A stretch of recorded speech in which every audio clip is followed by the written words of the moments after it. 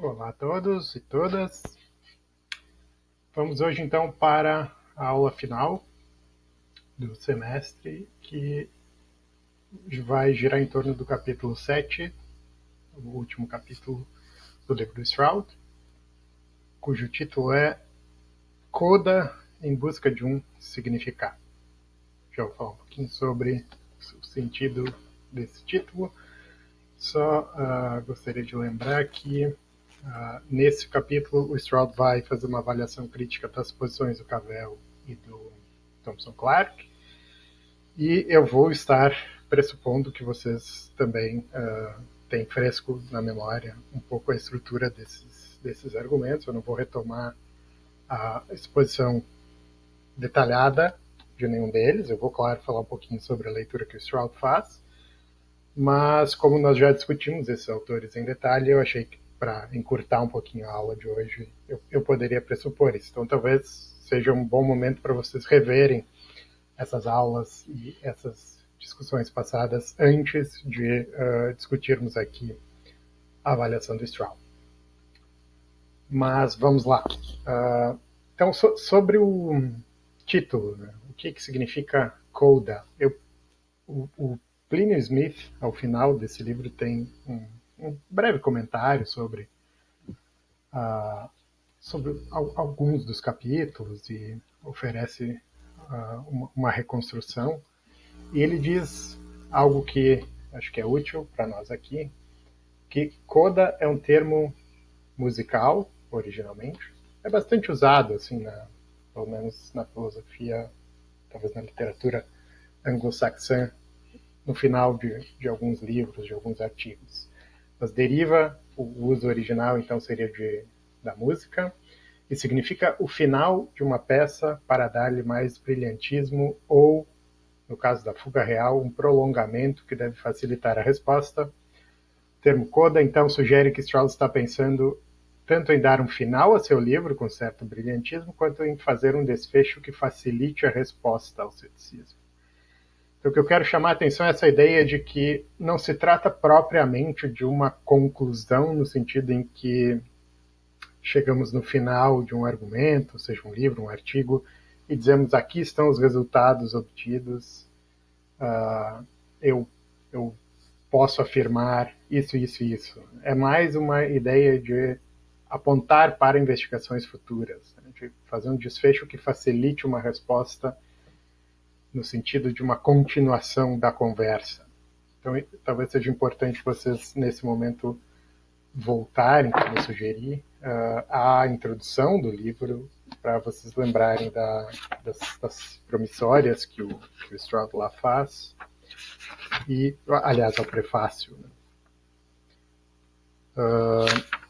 Em particular, a ideia de que ele não estaria propriamente defendendo nem refutando o ceticismo, mas sim está interessado na significação, que tem esse sentido duplo de pelo menos importância e significado, qual é exatamente o significado.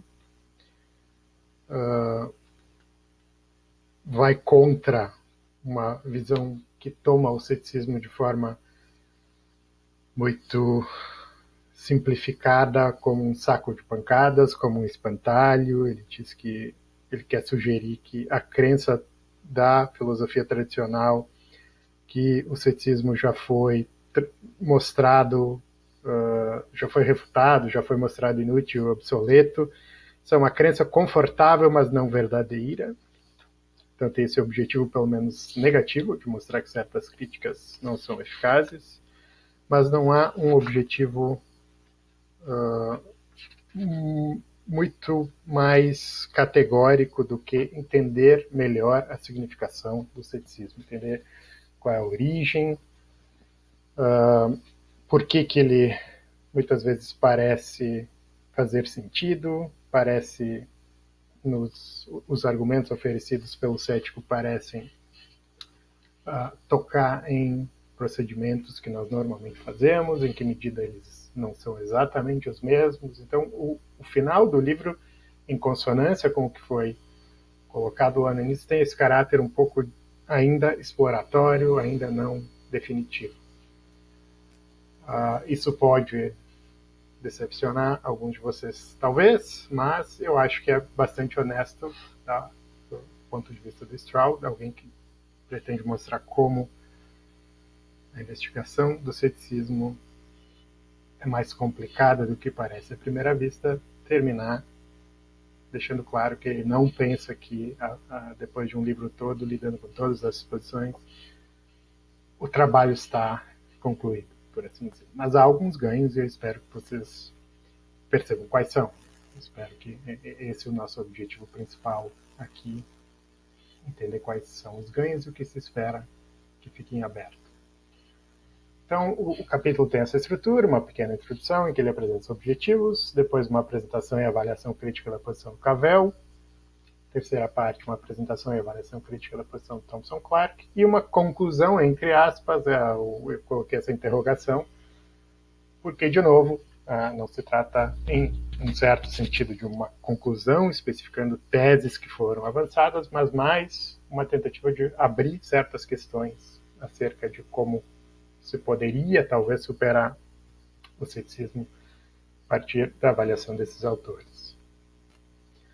Quanto à primeira parte, objetivos, talvez aqui me repetindo, Stroud não adota uma posição definitiva a favor ou contra o ceticismo filosófico. Ele diz: o máximo que posso fazer, à guisa de conclusão, é indicar brevemente aquelas que são, a meu ver, algumas das linhas de investigação mais interessantes e algumas das dificuldades a serem enfrentadas.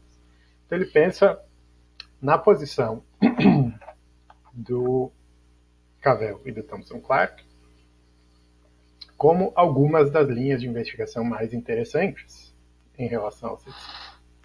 Embora ele não concorde no detalhe, ele acha que são os dois autores que chegaram mais próximos de um diagnóstico correto a respeito da natureza do ceticismo, mas ele também vai apresentar algumas dificuldades com essas posições. Então, diferente do que vimos nos capítulos anteriores, em que basicamente o Stroud lidou com tentativas de responder ao ceticismo, portanto, posições em algum sentido contrárias ao ceticismo, nesse último capítulo ele vai lidar com posições que são, em algum sentido, a ser melhor especificado, favoráveis ao ceticismo, que são as do Cavell e do Clark.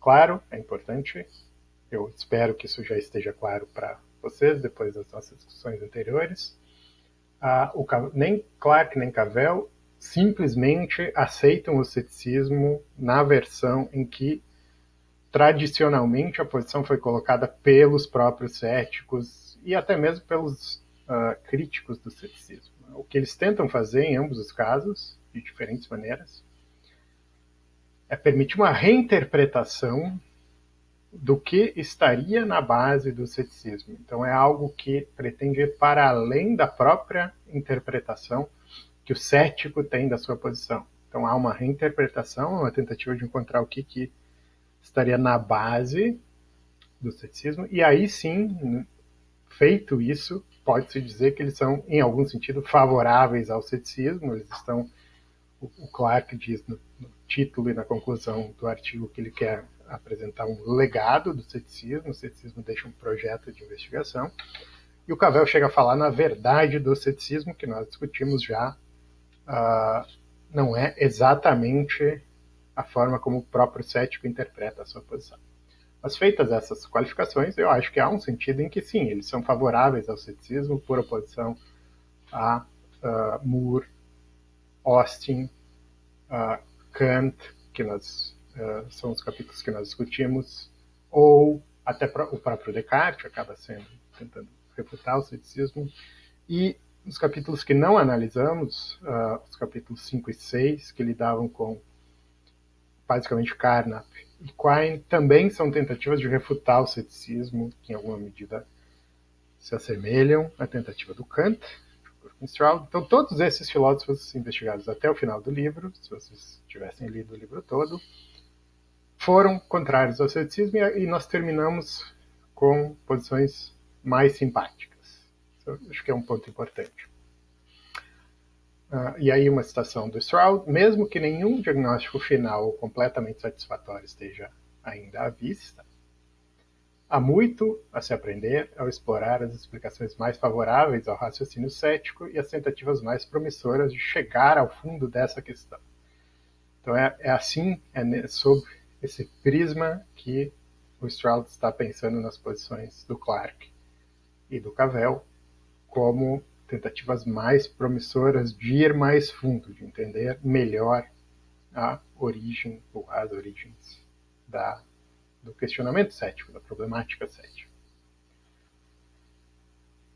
Então aí, só esclarecendo de novo, ainda que tenha uma atitude favorável ao ceticismo, Cavell e Clarke ambos problematizaram a posição cética e o que o Stroud parece esperar aqui é que o exame das posições desses autores avancem na direção de compreendê-la, por oposição a refutá-la ou algo mais forte do que isso. Mas há, como eu disse, uma tentativa de reinterpretar o ceticismo em ambos os casos e o Stroud, pelo menos parcialmente, concorda. Ele pensa que ambos vão na mesma direção, mas ele tem discordâncias pontuais com ambos que eu vou apresentar na sequência.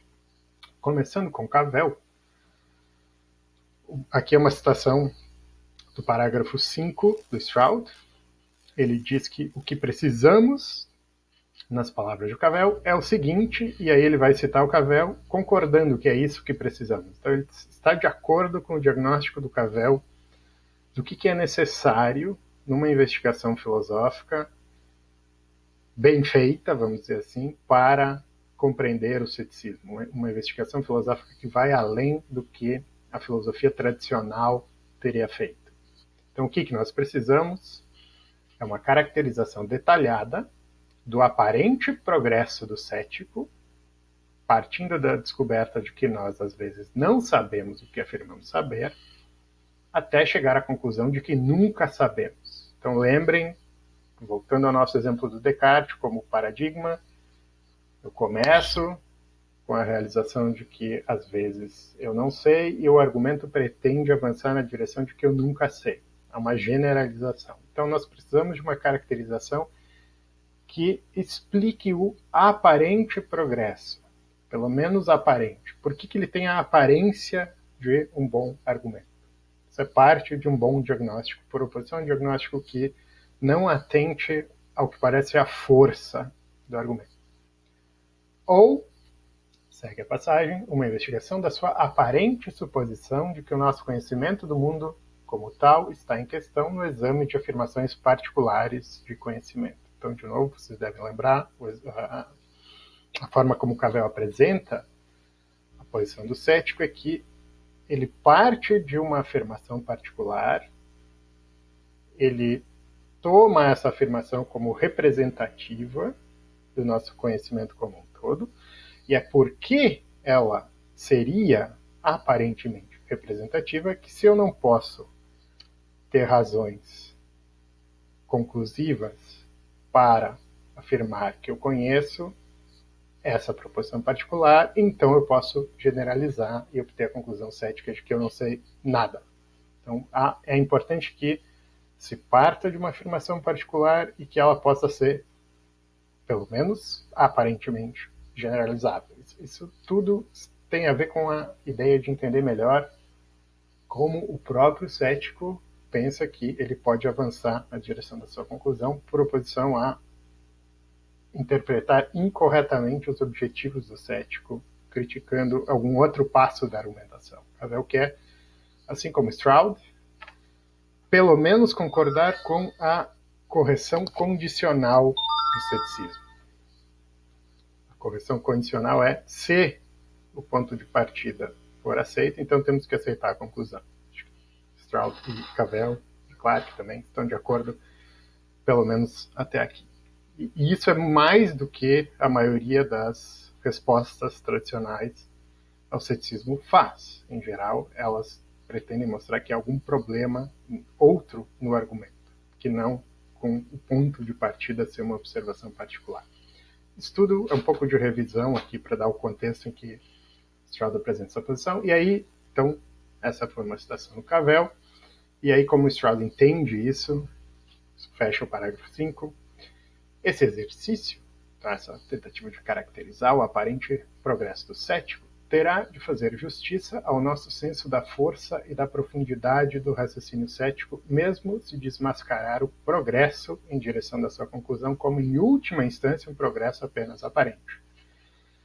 Então, ao mesmo tempo, a conclusão pode ser o progresso é apenas aparente. Há um problema com o cético. Mas um bom exercício de avaliação precisa primeiro fazer justiça ao nosso senso de força e profundidade do raciocínio cético. Então, eu tenho que tentar entender a posição do cético a partir de dentro, dar o máximo de força a ela para que, se eu for apresentar um diagnóstico crítico, ele de fato acerte o alvo, não seja uma crítica de uma posição espontânea.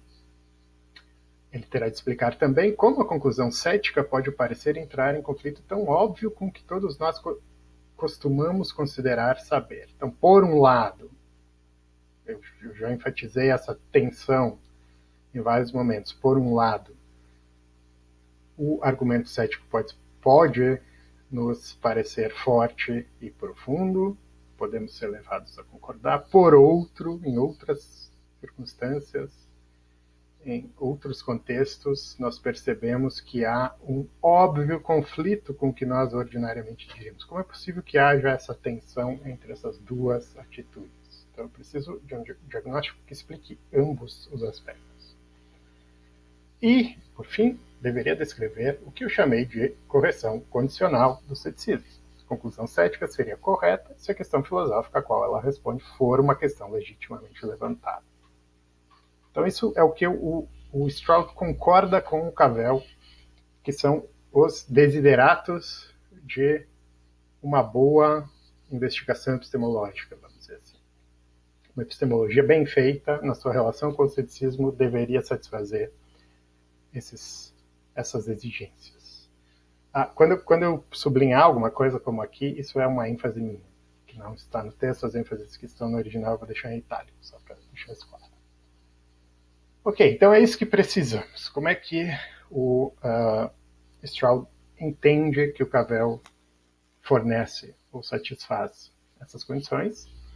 Primeiro ponto importante é que, de acordo com o diagnóstico do Cavell, o procedimento do filósofo tradicional, que, vou lembrar aqui, inclui tanto o cético quanto o anticético, isso seria tudo o que veio antes na história da filosofia, pelo menos a partir da modernidade.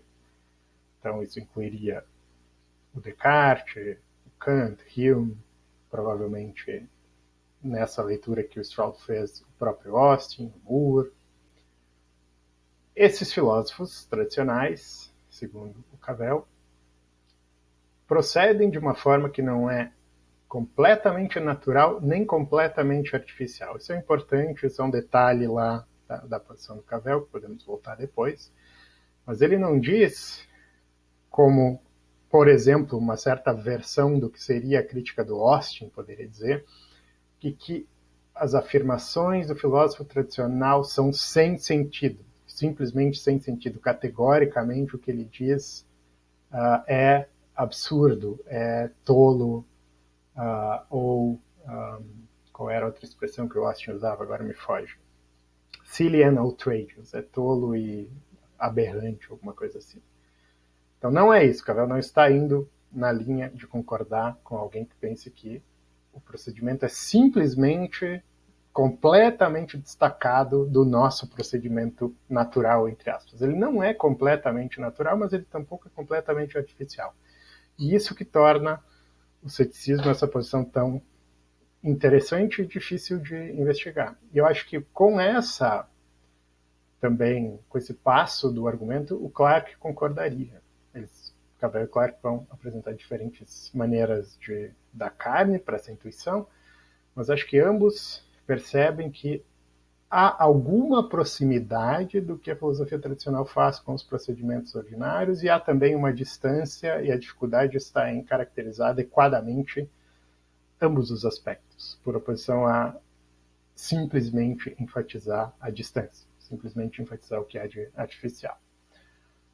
No caso do Cavell, isso é uma citação do Cavell que aparece no parágrafo 8, que eu só estou chamando a atenção para o original, que é mean, que pode ser traduzido tanto por querer dizer, como aqui, mas também poderia ser significa. Né? Então, tem um pouco esses dois sentidos. Mas só para deixar claro, a citação como traduzida ali é: o filósofo não quer dizer o que pensa que quer dizer. Esse é o problema com o filósofo tradicional. Ele pensa que quer dizer algo, ele pretende dizer algo, ele pretende significar algo, mas ele não consegue dizer o que ele pensa que está dizendo. Esse é o diagnóstico que a gente já investigou com mais detalhe nas aulas anteriores. Então, ele pretende dizer algo, mas de fato não diz nada na situação que ele imagina. Mas ele não diz nada, enfatizo de novo, não porque as palavras que ele usa são completamente artificiais, elas são, em algum sentido, as palavras que nós usaríamos em situações parecidas com aquela. Elas são palavras que, no sentido do dicionário, têm significado, estão sendo bem empregadas, parecem fazer sentido, então por isso que elas não são completamente não naturais. Mas tem algo sobre a especificidade do contexto imaginado pelo filósofo que faz com que ele não signifique nada com o que ele diz, com as palavras que ele usa. Então esse é um resumo de algo que a gente já discutiu. Por exemplo, o exemplo que a gente discutiu bastante, o Descartes começa as meditações dizendo: estou aqui sentado frente ao fogo com esse papel entre as mãos. O Cavell vai dizer: isso soa como uma afirmação particular de um caso concreto de alegação cognitiva. Eu poderia dizer: eu sei que eu tenho aqui um papel entre as mãos, que eu estou diante do fogo. Então eu estou dizendo algo particular sobre mim. O diagnóstico do Cavell, vocês lembram? Não vou retomar aqui o argumento todo, mas o diagnóstico é dizer que isso que parece ser uma alegação, no fundo não é. Não tem nada específico determinado sendo dito pelo filósofo quando faz uma afirmação como essa. Se vocês quiserem, voltem lá para aquela discussão sobre o caso da jarra verde que está na mesa. Né? Se eu posso dizer que sei que tem uma jarra verde na mesa, o Cavell mostra aqui, não é simplesmente qualquer contexto, independente das condições do contexto, eu posso afirmar essa proposição e ela vai ter um sentido. Eu preciso ter uma função específica para aquela afirmação naquele contexto. E é isso que aparentemente falta no caso das afirmações filosóficas tradicionais, como no início da primeira meditação, como aqui está uma mão do muro.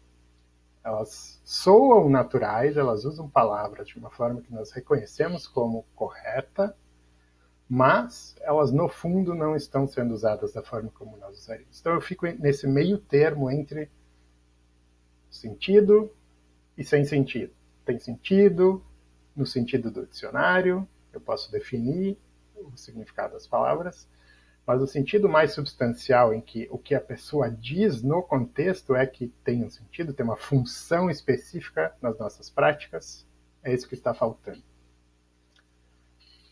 Então, o Stroud conclui dizendo que o problema é que há certas condições para se fazer uma afirmação, mas, de acordo com o diagnóstico do Cavell, o filósofo tradicional não preenche essas condições e, por isso, seu argumento não pode sequer começar, não há nada sequer para avaliar. Né? Não é que o problema está na avaliação dessa alegação de conhecimentos. Eu tenho papel entre as mãos. O problema é que eu sequer tenho algo para avaliar, no sentido que eu não tenho nada específico, concreto, determinado, sendo dito para começo de conversa. Aqui, então, eu vou citar uma passagem um pouco longa, mas que acho que é um bom resumo do Stroud de um ponto que nós já discutimos na leitura do Cavell, que aparece aqui no finalzinho dessa citação do Claim of Freedom, em que Cavell fala que o problema com as alegações do filósofo é que elas são feitas em um que ele chama em inglês de non-claim context, um contexto de não afirmação, um contexto que não há uma afirmação concreta determinada sendo feita. E aqui está então a leitura que digamos, a paráfrase, a interpretação que o Stroud faz dessa ideia, usando o exemplo do Descartes, está no parágrafo 11. Uma passagem que eu acho que vai nos ajudar a esclarecer alguns pontos que talvez tenham ficado ainda não completamente claros na leitura do Cavell. Então, diz Stroud, o filósofo convida-nos a imaginar uma determinada situação, ou, no caso de Descartes, ele realmente se encontra nela. Então, imaginem que ele convida a imaginar se eu realmente estou aqui sentado frente ao fogo com esse papel entre as mãos. E então passa a imaginar uma afirmação feita nessa situação. Notem, isso é importante. Ele imagina uma afirmação sendo feita nessa situação. Todo ponto do Cavell é ele apenas imagina uma afirmação sendo feita, mas não há uma afirmação sendo feita. Então, sigamos. Procura, então, uma base para essa afirmação imaginada e depois apresenta uma razão para duvidar dessa base. Isso seria o passo 2 e 3 do argumento. Tem uma afirmação imaginada, uma base, uma razão para duvidar. Segue os procedimentos que o Austin já tinha mostrado, que são os procedimentos naturais. Estou chamando de naturais aqui para usar essa tecnologia, né? Mas os procedimentos ordinários que nós usaríamos. Então parece que isso é um raciocínio próximo aos que nós faríamos cotidianamente. Problema? Uma vez que o contexto de início imaginado é um contexto em que não se fez nenhuma afirmação concreta, quando tentamos seguir as instruções do filósofo, não estamos realmente nos projetando por meio da imaginação em uma situação na qual se afirmou que se conhece algo. Há somente uma afirmação imaginada flutuando livre, por assim dizer, e não há uma afirmação concreta e engajada dentro do contexto original. Essa ideia, de novo, de engajamento no contexto, vocês podem lembrar que aparece também na definição de simples do Thomson Clark, a qual nós vamos voltar em seguida. Mas o problema é que não há um engajamento com uma prática específica. Portanto, nesse sentido mais exigente do que é fazer uma afirmação, não foi feita uma afirmação. Apenas se imaginou que uma afirmação estava sendo feita. A base fornecida para a afirmação imaginada sofre o mesmo infortúnio que a afirmação original que a sustenta. Essa é uma situação do Cavell. Então, se a alegação inicial é meramente imaginada, então o resto do argumento todo vai, digamos, ser infectado por esse problema. A base também vai ser uma base para uma afirmação meramente imaginada. Ela não é introduzida como uma base específica para uma afirmação específica.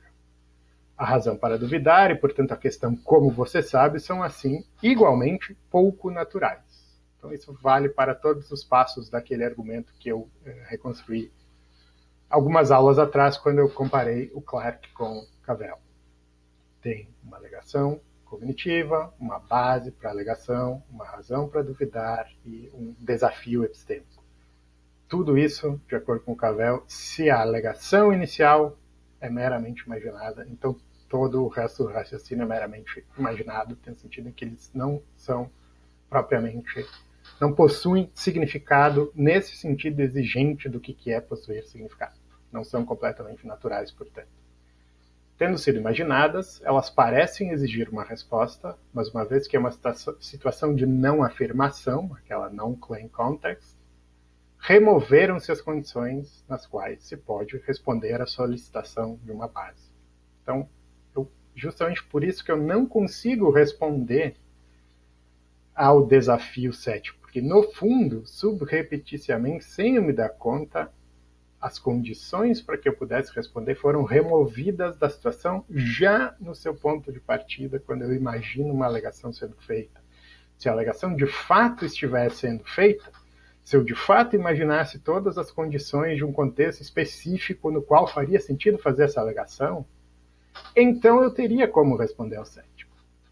Mas isso seria uma resposta, nos termos do Clark, simplificada, que nos traz de volta para um contexto cotidiano. E aí o ceticismo filosófico não se colocaria. Então, eu estou adiantando um pouco, mas esse é o problema. Não podemos responder o que, não obstante, sentimos que devemos responder. Mas a razão, aí cito o Cavell, a citação final do Cavell, a razão pela qual nenhuma base é satisfatória não é que não haja uma base quando deveria haver uma, mas que não há uma afirmação que possa proporcionar a relevância de uma base. Então, de novo, o problema está na ausência de uma afirmação específica sendo feita no começo do argumento. O que se segue daí, aqui é uma passagem do Stroud, no parágrafo 14, o que parece mais importante para desenvolver e defender a sugestão de Cavell é a ideia de que nenhuma avaliação que o epistemólogo tradicional consiga de fato fazer dos exemplos que considera poderia ser representativa da maneira como ele pretende da nossa relação epistêmica com o mundo em geral. Não se poderia generalizar adequadamente seu veredito do caso particular para uma conclusão filosófica sobre o conhecimento humano. Então, se a gente voltar para aquele requisito, o que nós precisamos de um bom diagnóstico, ele deve explicar o senso da força e da profundidade, mas também como a conclusão cética está em conflito. Então tem essa, por um lado, nós percebemos que é um conflito, dizer que eu não sei nada, porque eu poderia estar sonhando, parece conflitar com que nossas intuições, vamos dizer assim, mas por outro lado, eu também me sinto, em parte, tentado a pensar que o argumento funciona, ou às vezes eu me sinto assim. O que o diagnóstico do Cavell mostra é que a razão pela qual eu posso ao mesmo tempo me sentir tentado a pensar que o argumento funciona, mas perceber que a conclusão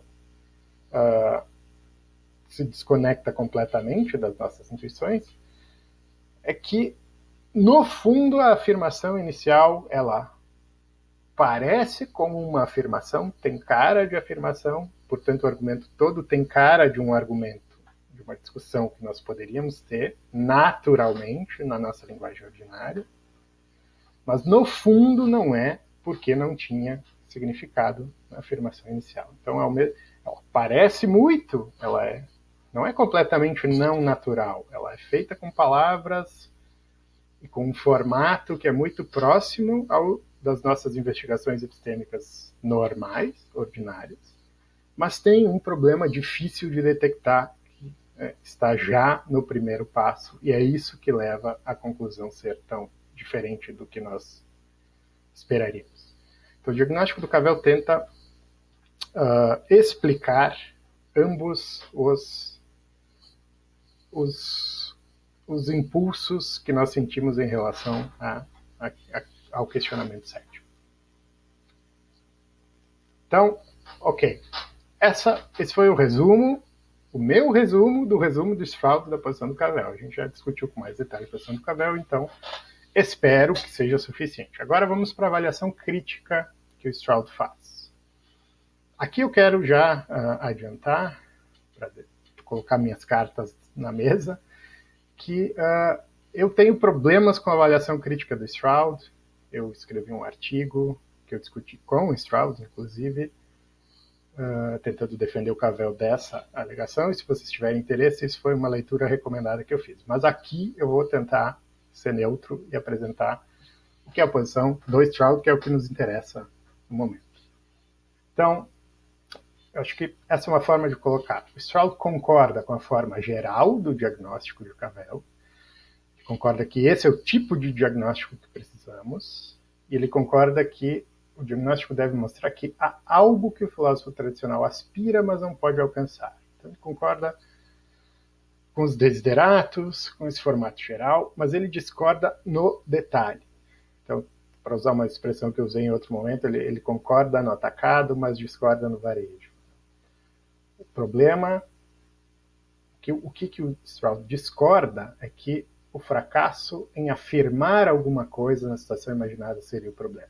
Então, o Stroud pensa que isso não é uma boa razão para, ou não é a melhor descrição do que é problemático com o ceticismo, porque exigir que ele afirme algo é exigir demais. Um pouco nessa linha. Não vai discordar do Cavell que, de fato, o cético pode não estar afirmando nada específico, mas ele acha que exigir uma afirmação é exigir demais, por assim dizer. Então ele quer dar espaço para que o cético possa começar o seu argumento com algo menos do que uma afirmação. Essa é um pouco a ideia.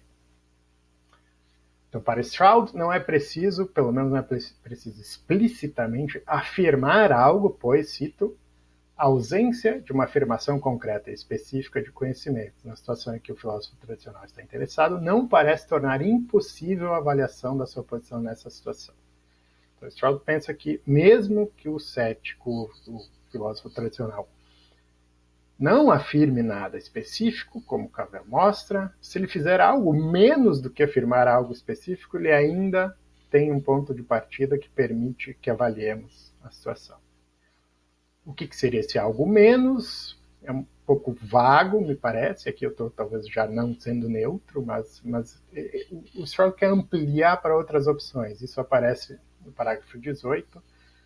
Basta, para me dar algo para avaliar, alguma atitude que eu pudesse tomar em relação a um determinado estado de coisas. Pode ser uma afirmação, mas pode ser, como eu disse, algo menos que uma afirmação. Uma crença, uma suposição, um pensamento ou qualquer outra coisa a respeito da qual eu poderia perceber que eu podia estar errado ou que após o exame eu poderia descobrir que ultrapassa o justificado. Então, talvez simplesmente acreditar, supor, pensar, eu não preciso fazer uma afirmação, eu não preciso afirmar que eu estou agora diante do fogo com papel entre as mãos, basta supor, acreditar, pensar, qualquer outra atitude proposicional que eu possa ter em relação a esse conteúdo, vamos chamar assim. Isso é suficiente para o argumento cético ser avaliado, para que o argumento saia do chão, como eu coloquei em algum outro momento. Então, esse é o meu resumo aqui de qual é o problema do Stroud com o Cavell. Aí, isso é o que fornece a transição para o Clarke. Ele pensa que o Clarke tem um diagnóstico melhor do que o do Cavell, que não depende dessa suposição de que o cético precisaria afirmar algo. Então, como é que a gente transita para o Clarke? De acordo com o Stroud, o ganho com a análise do Cavell é que ela aponta no caminho certo, como eu disse lá no início, para investigar o problema cético, deve-se explicar que tipo de conclusão geral o filósofo busca e por que ele não pode alcançá-la. Então, isso é o que precisamos mostrar. O problema da posição do Cavell é que não poder afirmar nada na situação. O problema com a posição do Cavell é dizer que o problema do cético é não poder afirmar nada. Então, só para deixar claro, o problema para Stroud não é não poder afirmar nada, mas sim uma confusão entre dois modos diferentes de falar ou dois modos diferentes de considerar as mesmas palavras. Está no parágrafo 21. O problema não é não poder afirmar, mas fazer uma confusão entre duas possibilidades. E aí, para nós que discutimos o Clarke, deve estar claro que direção isso vai. Mas eu cito o Stroud ainda no parágrafo 21. Como se deve entender precisamente essa distinção entre dois modos de falar e como uma mudança de um lado para outro poderia estar operando nas reflexões do epistemólogo tradicional, tornam-se agora questões centrais no diagnóstico do ceticismo. Então, e aí, claro, a gente que enfrenta essas questões é Thomson Clarke, como a gente já sabe. Mas o que eu quero chamar a atenção é que, em certo sentido, ao longo do livro todo, era isso, essa parecia ser a intuição fundamental por trás do diagnóstico do Stroud, que há dois modos de falar, dois modos de considerar as palavras, esses que o Clarke chama de simples e filosófico, que em algum momento o Stroud chama de interno e externo, e que é uma confusão entre esses dois modos que explica a origem do ceticismo, que explica tanto por que nós, por um lado, parecemos concordar e por que, por outro lado, percebemos o problema. Então, o Stroud está aqui colocando Thomson Clarke, por isso que a ordem é essa, primeiro Cavell, depois Clarke, como alguém que chega mais próximo de oferecer um diagnóstico adequado. Então vamos para a reconstrução rapidamente. De novo, eu já dediquei pelo menos 2 semanas anteriores e mais, depois quando a gente falou mais do Clarke e do Cavell, a reconstruir a posição do Clarke. Então aqui eu só vou resumir bem brevemente a forma como o Stroud apresenta, está nos parágrafos 22 a 27. A ideia básica do Clarke é que dúvidas céticas dependem de uma ambiguidade nas frases que as expressam, essa ideia de gêmeos verbais no Clarke, embora aqui o Straub não faça uso dessa expressão, mas só para refrescar a memória de vocês. Então, as mesmas palavras podem ter um sentido simples ou um sentido filosófico. São um gêmeo verbal, são um conjunto de sinais escritos ou falados, sons, sinais escritos que têm a mesma cara, mas que têm sentidos diferentes, como sentido simples e filosófico. Só seria, aqui já entramos então no diagnóstico do ceticismo, só seria possível generalizar a possibilidade do sonho se não atentássemos a essa ambiguidade, passando inadvertidamente de um sentido a outro. É justamente o que o Clarke diz que o cético faz. Inadvertidamente passa de um sentido a outro no seu argumento. E é por isso que ele pensa que pode generalizar de um caso simples para um caso filosófico e colocar todo o nosso conhecimento em risco. Mas se a gente perceber essa ambiguidade, nós vamos ver que eu não posso partir de um caso simples para um caso filosófico. Então, aqui está um pouco o dilema de acordo com o Clarke. Para entrar em conflito com todo o meu conhecimento do mundo, a hipótese do sonho deve ser entendida como filosófica. Está claro, não precisa. Quando eu digo eu poderia estar sonhando agora, nos termos do Clarke naquele artigo, eu estou usando o sentido de conhecer, por exemplo, no seu sentido puro e restrito, como excluindo qualquer possibilidade lógica e assim por diante. Eu preciso desse sentido para que a hipótese seja generalizável e coloque todo o meu conhecimento em questão.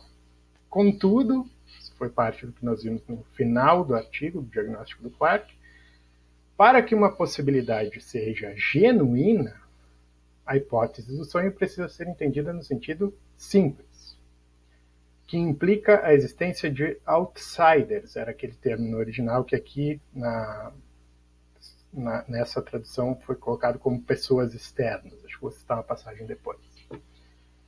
E nesse caso eu posso rejeitá-la e, portanto, é possível conhecimento simples. Eu estou aqui resumindo bastante uma parte difícil do argumento do Clarke, mas vocês talvez lembrem que o ponto dele é que eu só posso entender genuinamente a hipótese do sonho, só posso entender isso como um problema genuíno que me coloca uma questão que pode ser respondida, se eu entender as palavras sendo usadas aí no seu sentido simples. E se eu entender elas no sentido simples, então quando eu digo que eu poderia agora estar sonhando, como no caso do pesquisador que está lá investigando certos elementos soporíferos, ou soporíficos, suponho.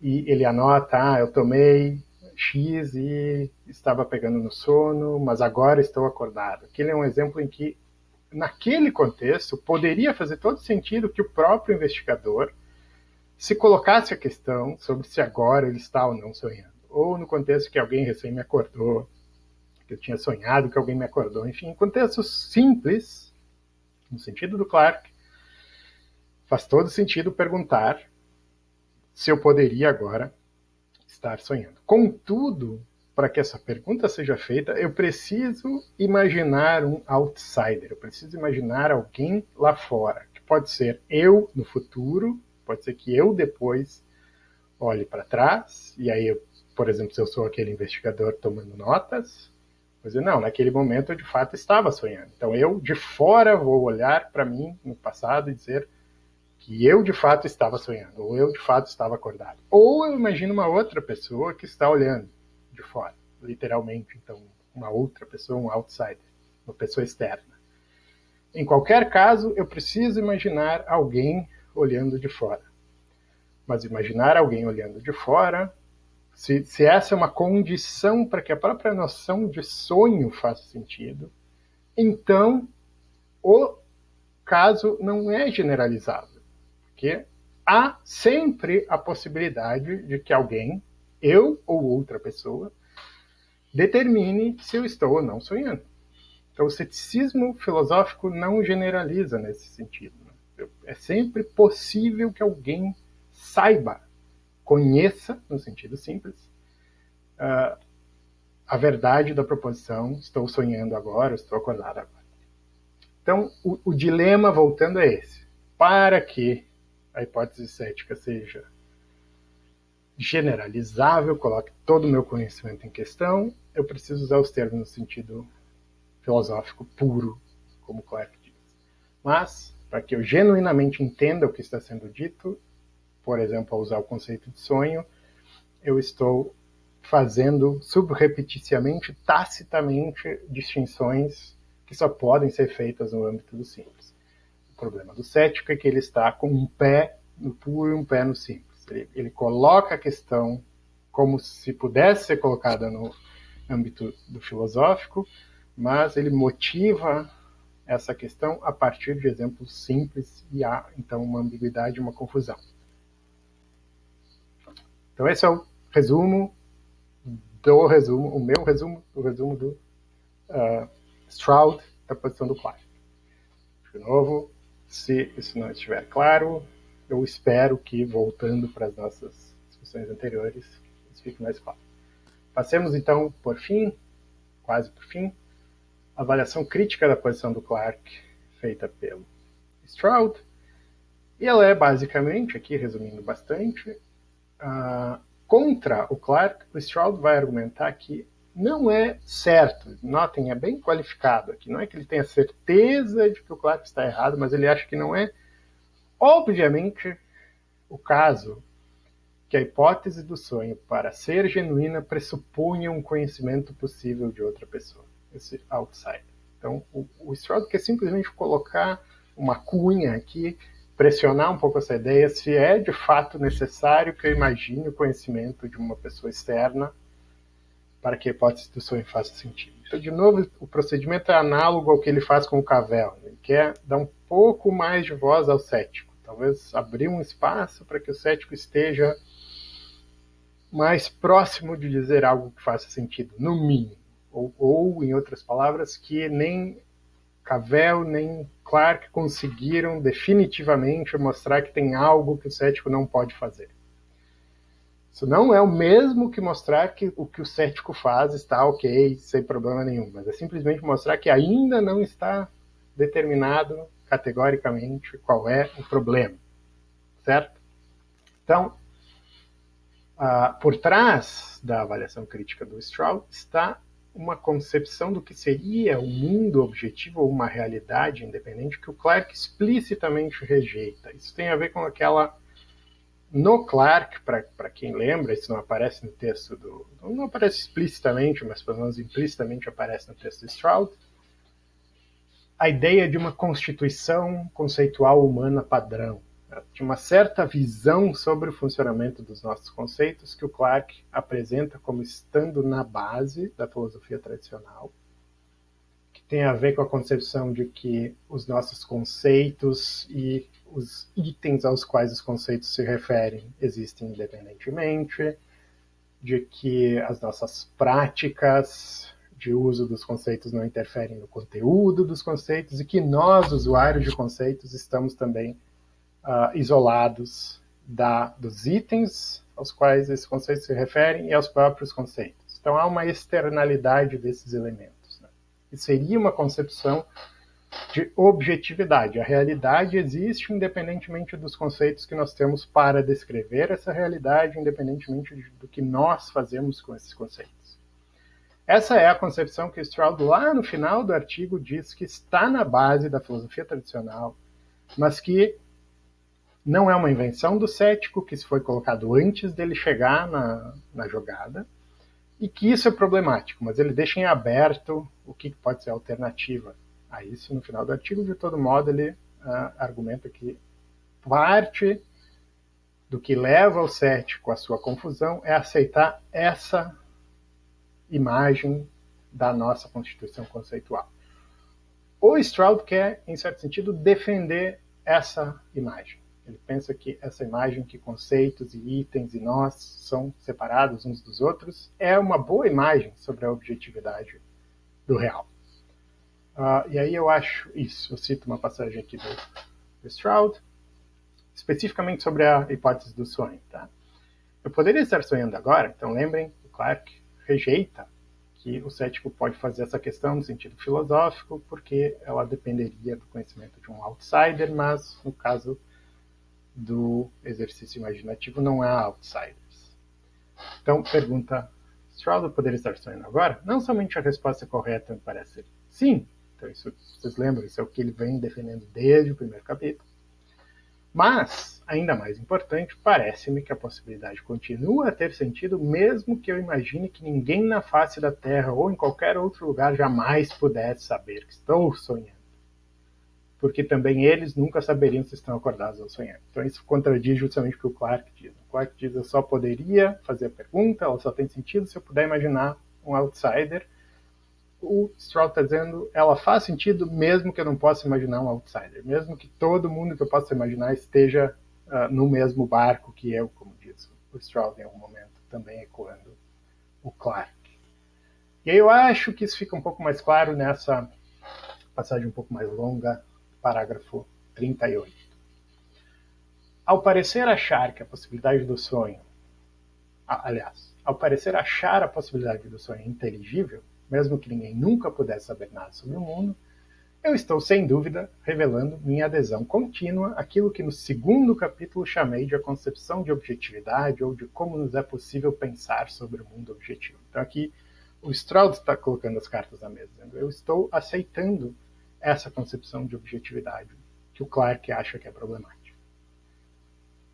Então, há um acordo em grande medida com o diagnóstico do Clarke, mas há um desacordo em relação a esse pressuposto do argumento.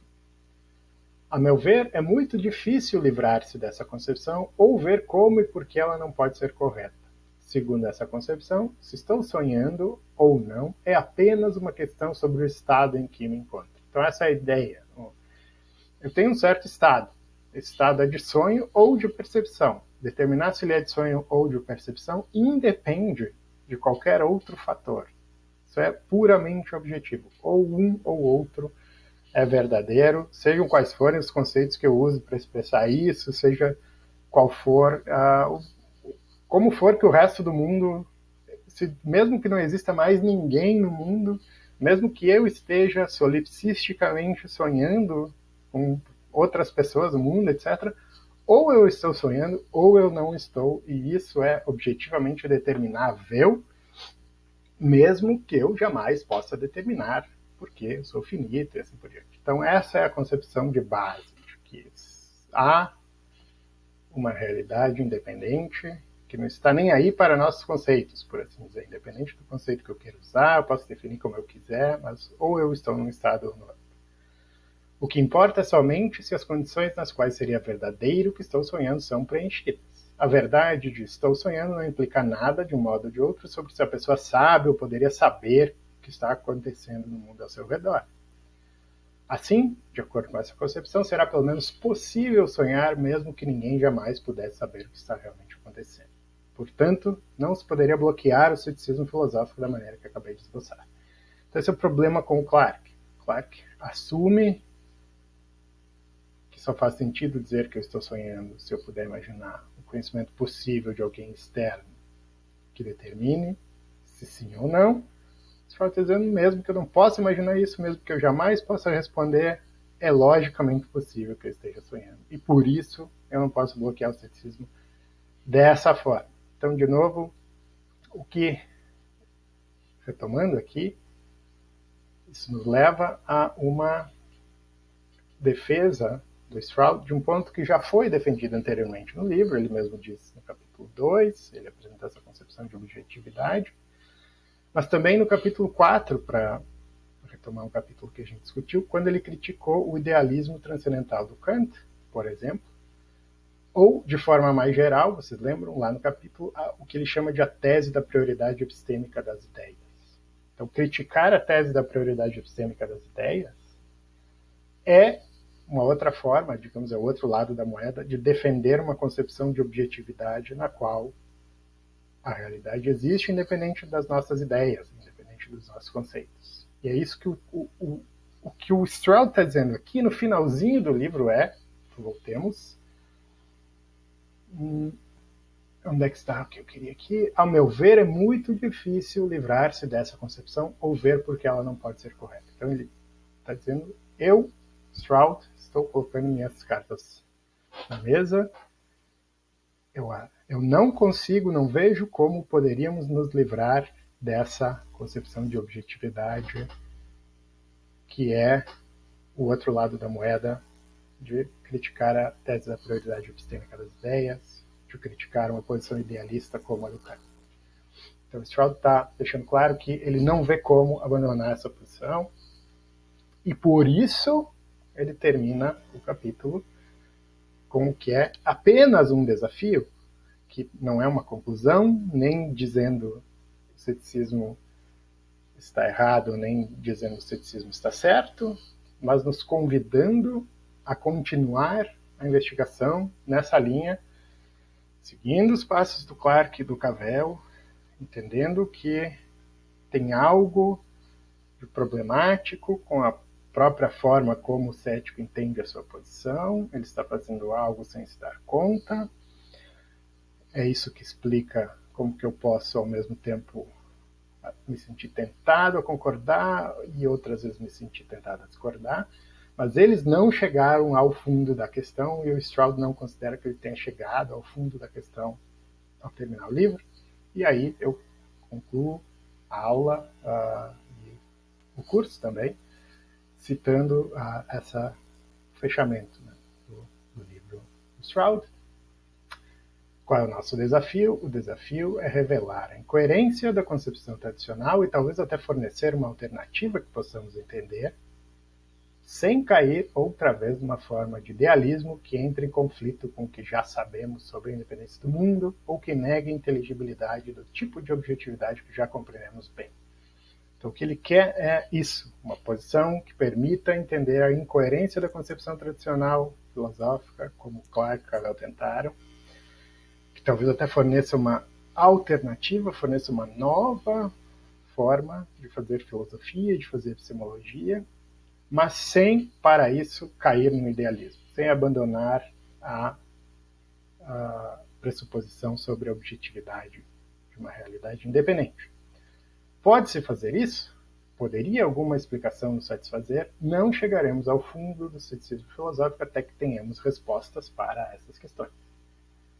Então, aqui que eu acho que eu sugeri em algum momento que o livro do Stroud pretende negativamente rejeitar uma série de tentativas de criticar o ceticismo, mostrar que o ceticismo é muito mais interessante do que poderia à primeira vista parecer, e abrir uma investigação para uma nova forma de se fazer epistemologia, de se fazer filosofia, mas particularmente epistemologia, investigar a natureza do nosso conhecimento, que satisfaça essas condições. Então o livro nos deixa com uma tarefa.